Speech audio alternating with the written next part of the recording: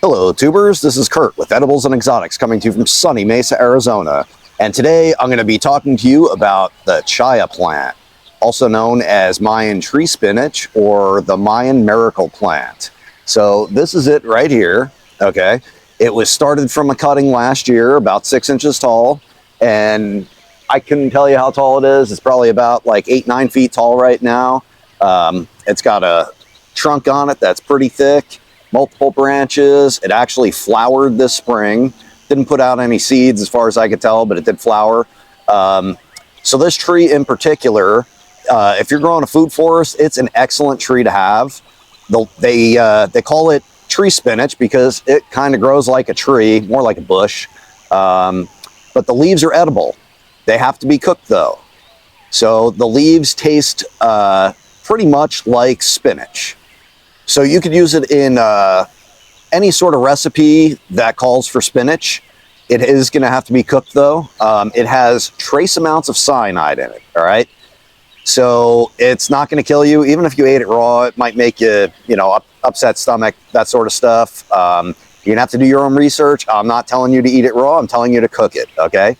Another thing, when you cook it, you don't want to cook it in an aluminum pot, pan, or with an aluminum spoon or anything like that, because the chemicals in it will react with the aluminum and that will also make you sick and give you the soupy poopies, okay? You don't want that. So the Mayan tree spinach, Chaya, it's supposedly got tons of medicinal qualities. It's supposedly good for diabetes, glaucoma, inflammation, asthma, all sorts of stuff, all right? I'll put a link down in the description to a website that I came across. I can't substantiate any of these claims. I'm not a doctor. I'm not a nutritionist. I'm not a scientist. This is just what I read, okay? I mainly use it as a food substitute, so instead of going to stores and buying spinach for recipes, I just come out here and I snip a couple of leaves off and cook them up and add them to my whatever I'm making. Soup, stir fry, any sort of like lasagna or something like that calls for spinach, salads, like I said, it's got to be cooked though. So when it comes to cooking, most people recommend, if you're going to stir fry it, start with your chaya leaves first, cook them for about 10 to 15 minutes, and the cyanide will gas out, okay? Like I said, very trace amounts. We're not talking like, you're going to poison someone with this stuff. If you just cook it out, you'll be okay, all right? If you're going to boil it, you could boil it, rolling boil, 10 to 15 minutes. It'll make it nice and tender. Get rid of that cyanide flavor. Again, do not use aluminum cookware or spoons or anything like that, okay? All right, so there is a bunch of different versions of the Chaya plant. All right, some of them have small leaves, some have big leaves, some have somewhat spiny leaves. The one I grow in particular, it is a big leaf variety, smooth leaves. They don't have any spines on them or anything like that, and they're excellent. It's a fast growing tree. Like I said, this one was started by a cutting that was 6 inches tall, and it's massive now. Summer, all you have to do is give them water. I haven't noticed any sort of nutrient deficiencies. Again, if you've watched my other videos, you'll know that my soil is heavily amended. I usually dig down 2 or 3 feet, amend it with El Toro brand composted cow poop just because it's dirt cheap. Do not use steer manure. I can't stress that enough. It's way too salty. It's okay if you sprinkle a little bit on top of the soil to add some nitrogen, but you do not want to amend your soil with that. You need composted cow poop, all right? That's going to be mixed with wood chips and stuff like that.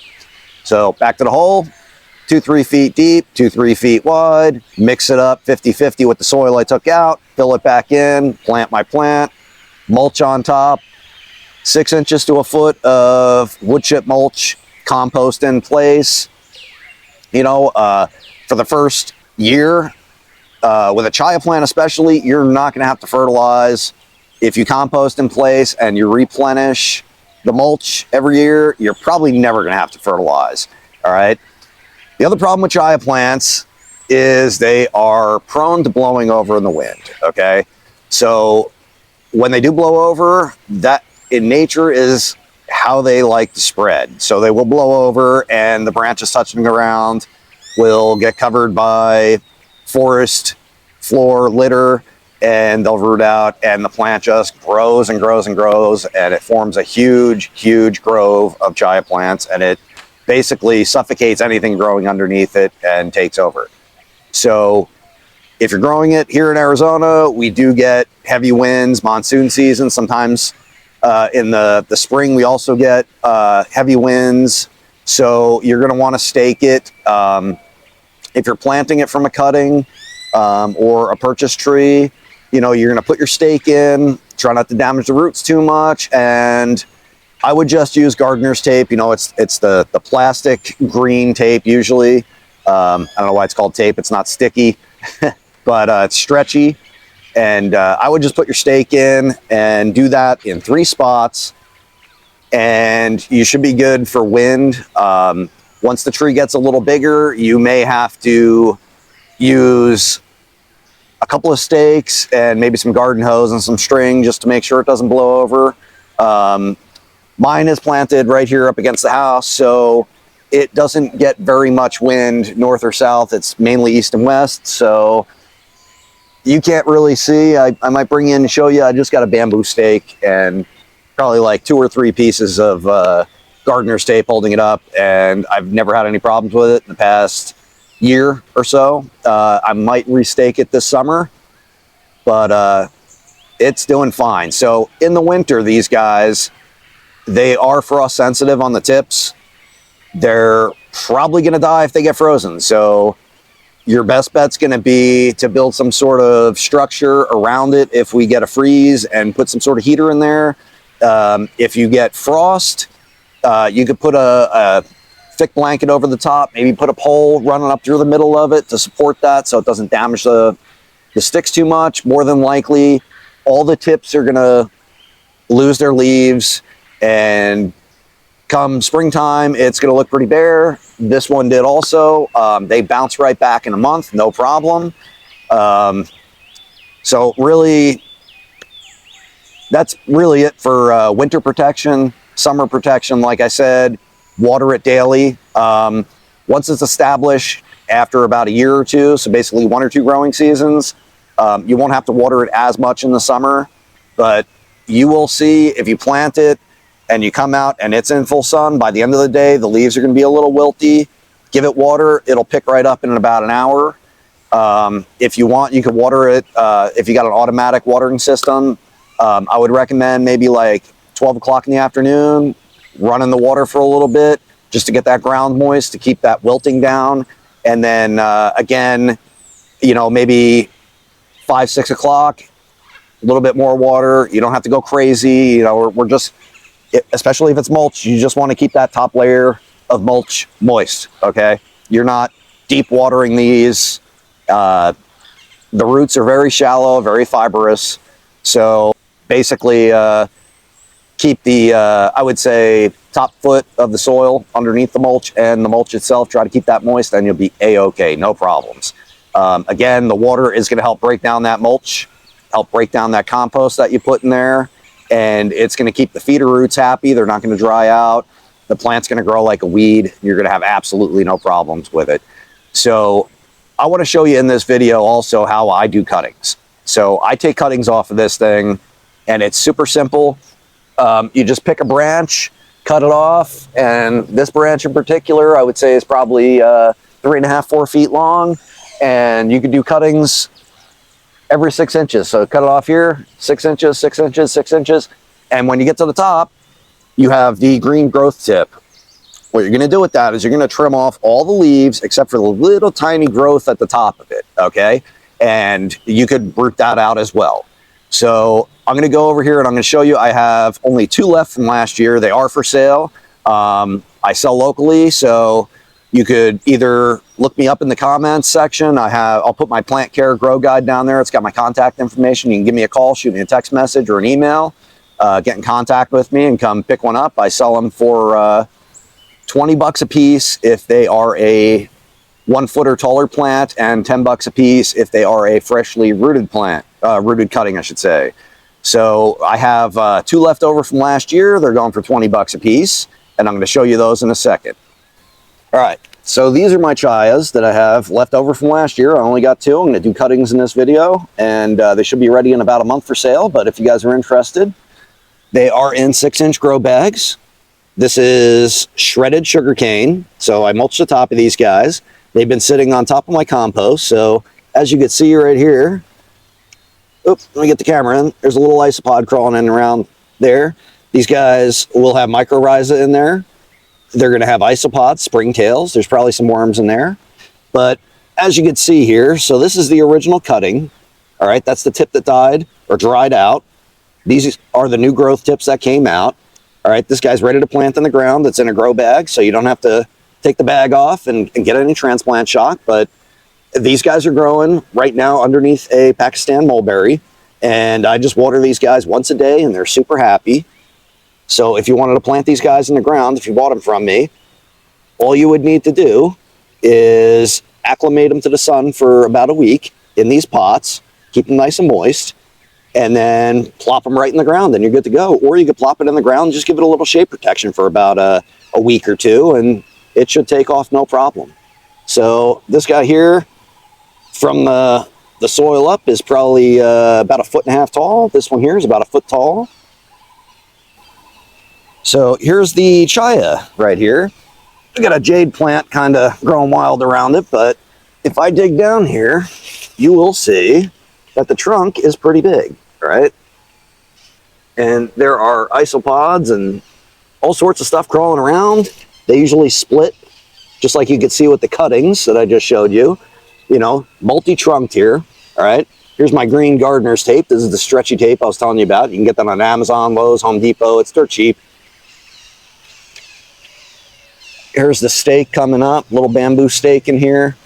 You can see the tape. That's the only thing holding this tree up.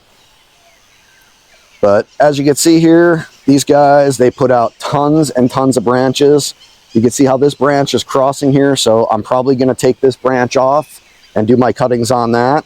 Because when these guys rub in here like that from the wind, that creates damage here, which is where you're going to get trunk rot and stuff like that. You can get bugs in there and they could start eating it and kill it. But these things are so vigorous, if you really wanted to, you could chop off all the way around and just leave 2 feet, 3 feet, and in about a month, it'll put out so much growth. 2 months, it'll look exactly the same as before you trimmed it. So if you guys really want something that is highly nutritious, edible, delicious, and it's going to feed your family, you know, supplement your diet, whatever, this is definitely the tree you want. So I'm going to pull back here. Hopefully the sun's not too much in the way.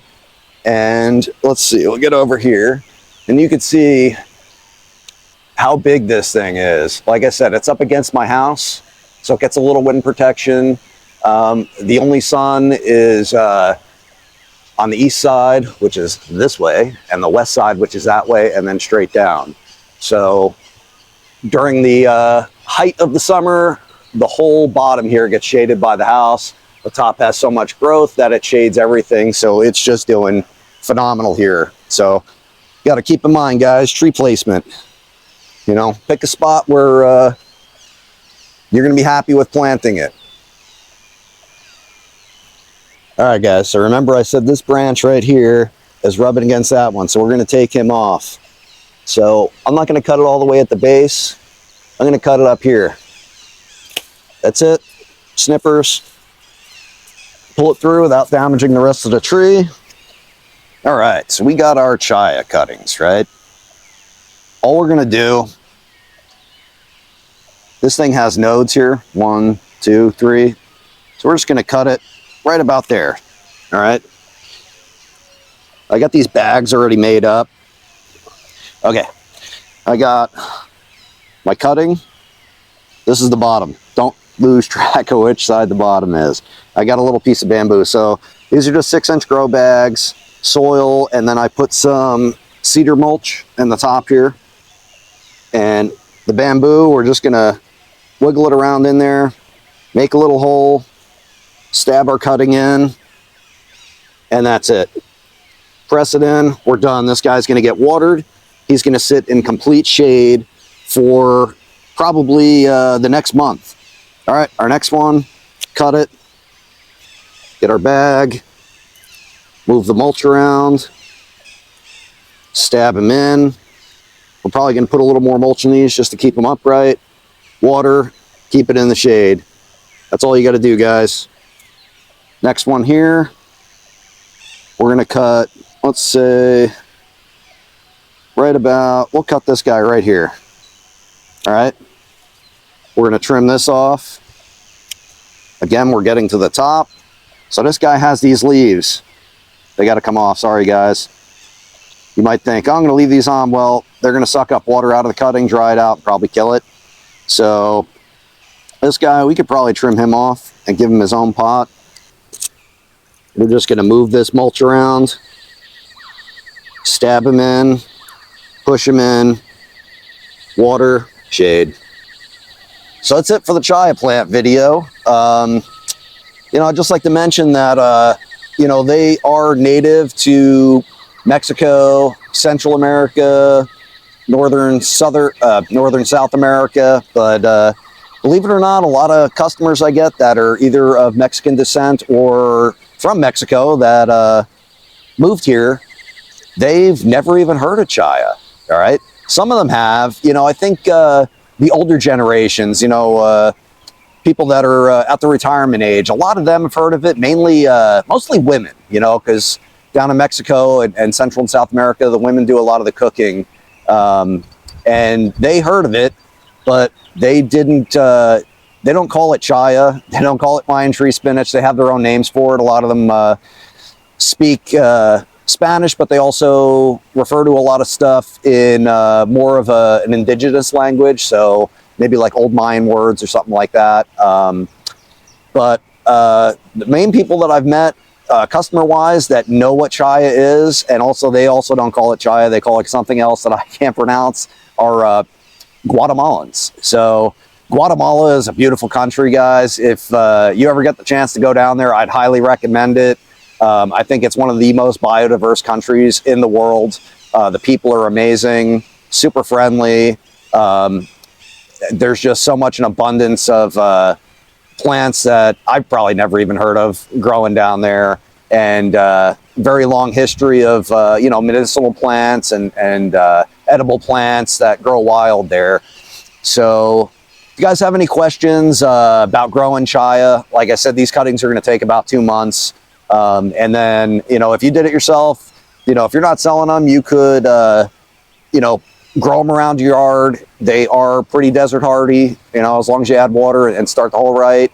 You could use them for shade.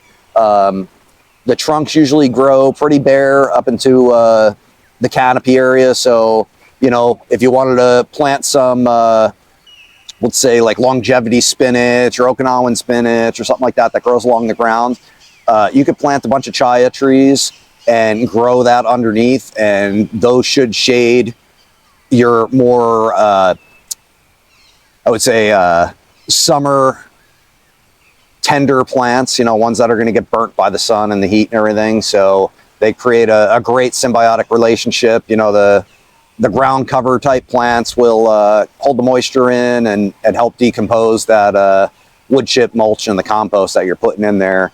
You know, you could also plant a hedge of these things and just add water, and you got a nice pretty hedge. You know, they get anywhere from 10 feet to maybe 15 feet tall. So they don't get giant. They're super easy to trim. You know, you just go in with a pair of snippers and snip them all off, and you can chop and drop. You know, all the leaves that I cut off of these guys, like I said, you know, you got to cut the leaves off, the big ones. I'm going to bring those in, and we're going to cook those up and use them for dinner tonight. So that's not a loss either. Any other questions, guys, leave them down in the comments. If I missed anything, I don't think I did. But like I said, if you want to buy one of these 2 Chaya plants or both of them that I have for sale right now, read my plant care grow guide. My information's at the bottom, or you can look me up on OfferUp or Craigslist. If you're local, just type in edibles and exotics, and all my plant ads will pop up. So guys, please don't forget to like, subscribe, share, hit the bell. I just hit the 400 subscriber mark, so we're getting pretty close to monetization of the channel. Until the next video, guys, keep growing.